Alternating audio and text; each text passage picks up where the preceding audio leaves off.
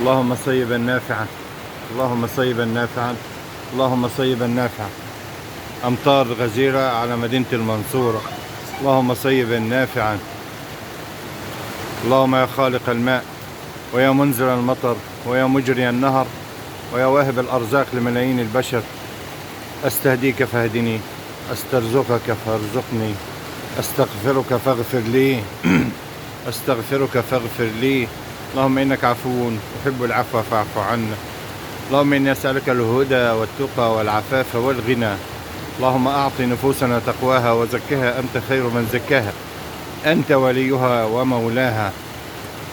اللهم إنا نعوذ بك من جهد البلاء ودرك الشقاء وسوء القضاء وشماتة الأعداء وعضال الداء وخيبة الرجاء وزوال النعمة وفجأة النقمة. اللهم وسع أرزاقنا وأرزاق المسلمين.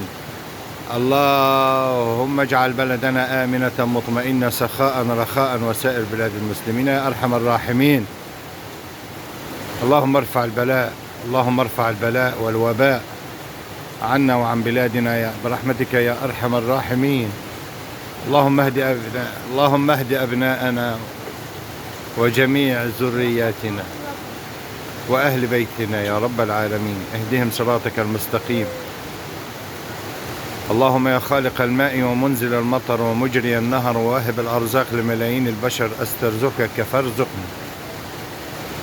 هذا دعاء علمنيه شيخي وإمامي سيد الشيخ صالح أبو خليل في رؤية منامية، والرؤية المنامية تلزم صاحبها فقط، وهي اختيارية لمن يستهدي بها.